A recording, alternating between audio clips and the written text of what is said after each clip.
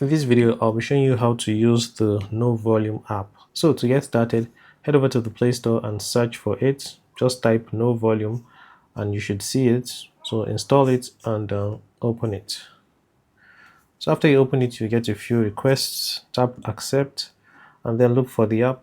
This is it over here, and allow by tapping this.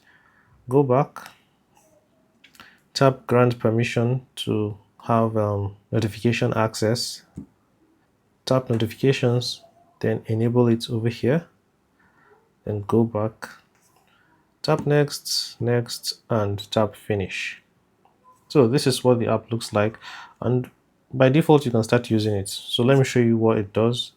So if I press on the volume button, you'll see now that I get this slider, and by swiping this way I can increase or decrease my volume. And if I want to access other volume settings, I can long press and I'll be able to change other volume settings. So if you like it this way, fine, but if you want to customize, then here is what you need to do. So open the app. For me, I want this slider on the right, so I'll tap general, and the first thing I'm going to do is tap move to right. And now if I press the volume button, you can see it is on the right. I like the position where it is, but if you want, you can change the position by swiping this, and you can also change the size and then tap apply. Okay, so let's start from the beginning now, since we have done the main thing. So for the first option, it has already been covered when you launch the app for the first time.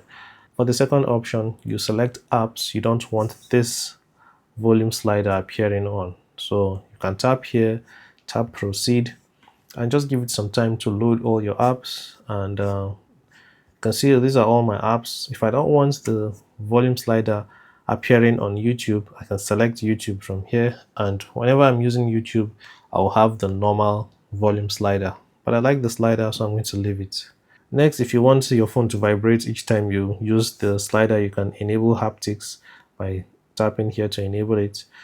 I don't change any of these options here. The last two options, I don't change them. Okay, we have already covered this one. So next we have the appearance settings. If you tap here, you can change the font of this. It is currently 60, so you can change the font from here. So I like this one. You can also increase the size. So yeah, for me this size is okay. So you do it the way you want to with these few options you have, then tap apply. Next we have the minor numbers settings. Just to make this visible, I will tap cancel, and then I'm going to switch it to light mode. So it is currently using dark mode, but if you tap set to light mode, you can see it says light mode set. If we go back now, the numbers are a lot more visible, so we can change the font on this one. Okay, let's work with the small numbers over here, the ones that rotate. So I like this font. You can see that it has changed now, and I can reduce the size or increase the size. So I like it this way. I'll tap apply. And next we have the use volume steps. So if I tap on this, you can see there's more numbers here. I don't want too many numbers, so I'm going to disable this. I like it this way. And that's basically all. If you want to switch back to dark mode, you can tap here. And now this is what it looks like. I prefer the light mode. And if you want to reset everything, you have the options here. So if you're using the app for free, you can only change the general settings. If you want to change other settings like the colors, it is locked behind a paywall, so you have to pay for the app. But I've been using the app for free, so I don't think you really need all these extra settings. So that's how you use the app. If you found the video helpful, please give it a like and subscribe for more videos like this. I'll be seeing you in the next one. Take care and bye-bye.